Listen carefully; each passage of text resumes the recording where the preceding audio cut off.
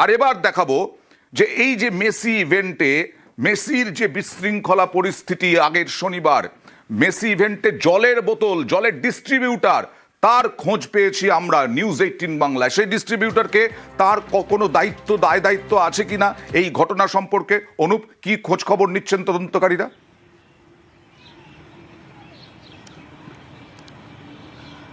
Messi ইভেন্টের দিন যে বিশ্বকাপের পরিস্থিতি তৈরি হয়েছিল, একেবারে মাঠের মধ্যে প্রথমে যে জলের বোতল প্রবেশ করা হয়েছিল, এটা নিয়ে কিন্তু একেবারে চরম বিশৃঙ্খলা পরিস্থিতি হয়েছিল এবং তার নিয়ে কিন্তু বিতর্ক তৈরি হয়েছিল। এবং এই যে ঘটনা, সেই ঘটনার পরিপ্রেক্ষিতে কিভাবে জলের বোতল ঢুকলো এটা নিয়ে প্রশ্ন উঠেছিল। বিধাননগর পুলিশের পক্ষ থেকে আগে প্রেস মিট করে বলা হয়েছিল কোনোভাবে জলের বোতল প্রবেশ করবে না, কিন্তু সেক্ষেত্রে দেখা গেল জলের বোতল প্রবেশ করলো। এবং দুটি সংস্থার কথা বলা হচ্ছে, একদিকে আখান্ড নামে যে ডেকোরেটর টেন্ডার নেয় তার যেমন তথ্য উঠে আসছে, ও রাজু মল্লিকের তথ্য উঠে আসছে। তাহলে কাদের মাধ্যমে এই টেন্ডার নিয়ে ভিতরে একেবারে জলের বোতল প্রবেশ করানো হয়েছিল? এক্ষেত্রে দেখা যাচ্ছে একটি বেসরকারি সংস্থার নামেই কিন্তু এই জলের বোতল তৈরি করা হচ্ছে, তার টালিগঞ্জ বাসদনি এলাকায় তার কোম্পানি রয়েছে। এবং সেখানে তিনি জানাচ্ছেন যে সেখানে শুধুমাত্র অন্য কোম্পানির জল ঢুকেছে, তার কোম্পানি কোনো রকম কিন্তু জল সেখানে ঢোকানো হয়নি। পরবর্তী ক্ষেত্রে তার যখন কোম্পানি যে বোতলের উপর যে নাম লেখা আছে তাকে জিজ্ঞেস করলে তিনি জানান তিনি সেই কোম্পানির মালিক, তার বাড়ি হচ্ছে বাসদনি টালিগঞ্জ এলাকায়। এবং কিভাবে ঢুকেছে এই সময় জল ঢোকানো হয়েছিল এই সময় তথ্য জিজ্ঞাসা করলে তিনি জানান তিনি কিন্তু ডিস্ট্রিবিউটারের মারফত জল ঢুকতে পারে বলে মনে করছে। সেক্ষেত্রে তার যে কোম্পানি জল ঢুকেছে কোনোভাবে তিনি জানতে পারেননি, তিনি গোটা বিষয়টা খোঁজ নিয়ে দেখবেন। এরকমই 6 থেকে 7টি ইতিমধ্যেই কোম্পানি যারা জল ভিতরে প্রবেশ করেছিলেন তার ডিস্ট্রিবিউটার, তাদের কিন্তু নামের তালিকা পেয়েছে। পরবর্তী ক্ষেত্রে তাদের নজর রাখা হচ্ছে, প্রয়োজনে তাদেরকেও জিজ্ঞাসাবাদ করা হবে তদন্তকারী সংস্থার পক্ষ থেকে। ওকে, আর যেটা বলছিলাম এই তদন্ত তো হচ্ছেই, কিন্তু ভাঙচুর কারা করলো, লুট কারা করলো, টব চুরি করে নিয়ে গেল, কার্পেট চুরি করে নিয়ে চলে গেল, ইতিমধ্যেই 15 জনকে চিহ্নিত করেছে বিধাননগর গোয়েন্দা শাখা।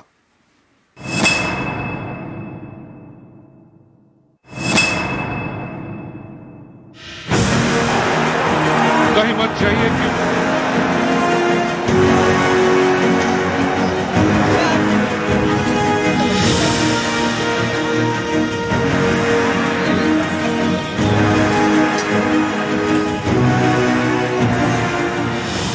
13ই ডিসেম্বর কলকাতায় ছিল মেসি শো। যুব ভারতীতে মাঠে মেসিকে ঘিরে ভিড়ে ভিড়, ছবি তোলার হিড়িক। এমনই ভিড় যে হাজার হাজার টাকা দিয়ে টিকিট কেটেও স্টেডিয়াম থেকে মেসিকে দেখতেই পাননি দর্শকরা।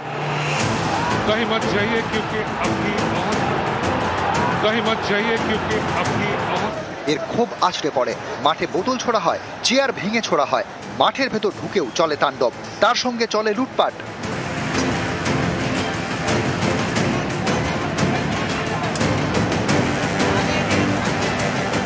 যুব ভারতী ক্রীড়াঙ্গন থেকে লুট হয়েছে সরকারি সম্পত্তি, চুরি যাওয়া জিনিসের তালিকায় গ্যালারির বাকেট চেয়ার, স্টেডিয়ামে লাগানো লাইট, একাধিক কার্পেট, ফুলের টব এবং গোল পোস্টের নেট।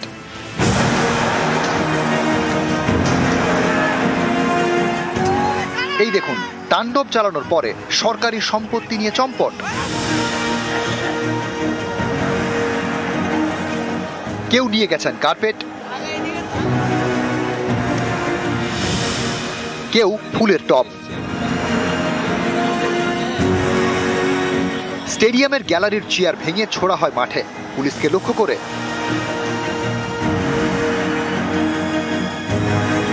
তাণ্ডব চালানোর পরে একাধিক ভাঙা চেয়ার অনেকে তুলে নিয়ে যান।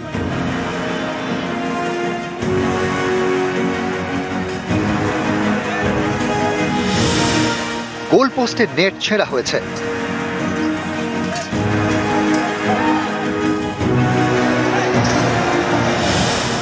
যারা তাণ্ডব চালিয়েছেন তাদের চিহ্নিত করে ধরপাকড় শুরু হয়ে গিয়েছে।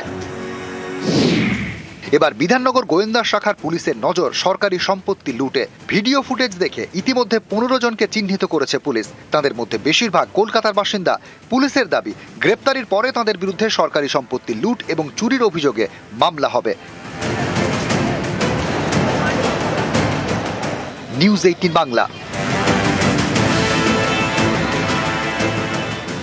আর মূল উদ্যোক্তা শতদ্র দত্ত 14 দিনের পুলিশ হেফাজতে, তার বাড়ি রিষড়াতে তার বাড়িতে গেলেন পুলিশ আধিকারিকরা এবং সেখানে গিয়ে বিধাননগর পুলিশ শাখা তার অ্যাকাউন্টে নজর, তার বিভিন্ন নথিপত্রে নজর। সরাসরি চলে যাব প্রতিনিধি রানার সঙ্গে কথা বলবো। রানা, কতক্ষণ পুলিশ আধিকারিকরা কি তদন্তে নজর রাখলেন?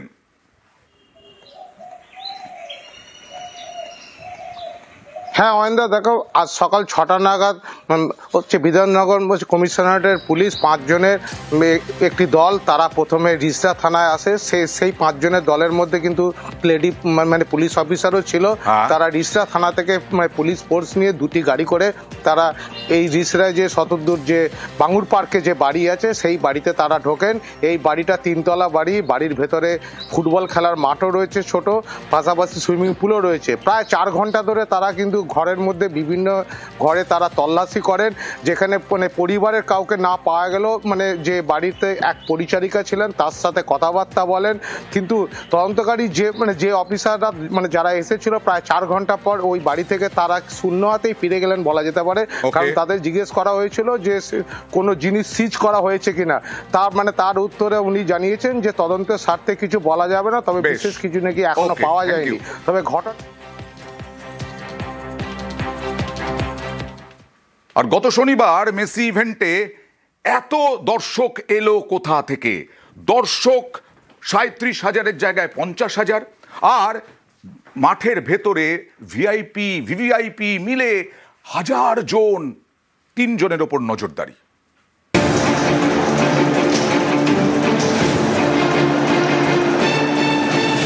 ডিসেম্বর যুব ভারতীতে মেসি শোয়ে চূড়ান্ত বিশৃঙ্খলা তাণ্ডব।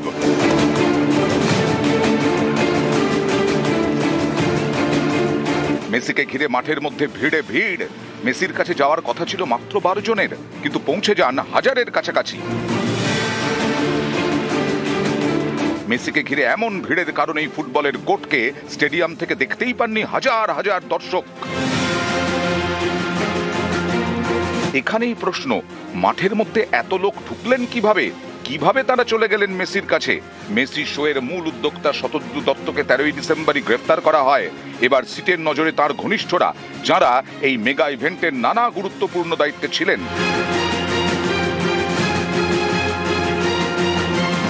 বৃহস্পতিবার জিজ্ঞাসাবাদ করা হয়েছে সম্বরণ কর্মকার, অমিত দাস এবং আখণ্ডকে।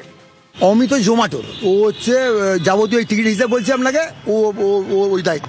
সম্বরণ তো এগুলো করছিল, অ্যাক্রিয়েশন ফ্যাক্টরিয়েশন এইসব জন্য। সম্বরণই বেটার বলতে পারবে কারা কাট কত পেয়েছে এবং কত। একদম 100%। ইনি সম্বরণ কর্মকার। জানা গেছে মেসি শোয়ের ভিভিআইপি পাস, ভিআইপি পাস এবং অ্যাক্রিডিটেশন কার্ড কারা পাবেন, কারা মাঠে ঢুকবেন, কারা মেসির কাছে যেতে পারবেন, কারা পারবেন না, এই সবই দেখার দায়িত্বে ছিলেন সম্বরণ কর্মকার। তার এখনো বিরাট মেজাজ। লালটু দাস, আপনাদের যে টিমের আরেকজন মেম্বার, তিনি বলছিলেন যে কার্ড ডিস্ট্রিবিউশনের দায়িত্বটা সম্পূর্ণ আপনার ছিল। এ ব্যাপারে একটু আমাকে বলতে পারেন যে আপনার ঠিক কি ভূমিকা ছিল? জানার অধিকার যাদের আছে তাদেরকে আমি জানাচ্ছি। আপনি থানায় গেছেন? আপনাকে ডেকেছিল তো সম্ভবত? সেটা আপনার জন্য দরকার নেই। এই সম্বরণ কর্মকারকে জিজ্ঞাসাবাদ করেছেন সিটের সদস্যরা। জানতে চাওয়া হয়েছে এত লোক ভিভিআইপি এরিয়ায় ঢুকলেন কিভাবে, আলাদা করে কি পাস বিলি করা হয়েছিল? জিজ্ঞাসাবাদ অমিত দাসকেও। জানা গেছে মেসির শোয়ের টিকিট অনলাইনে বিক্রির দায়িত্বে ছিলেন অমিত। কমপ্লিমেন্টারি টিকিট বিলির দায়িত্বেও তিনিই ছিলেন। অনলাইনে কত টিকিট বিক্রি হয়েছে, কমপ্লিমেন্টারি টিকিট কত ছিল, কতজন মাঠে ঢুকেছিলেন, এসবই তার থেকে জানতে চেয়েছে সিট।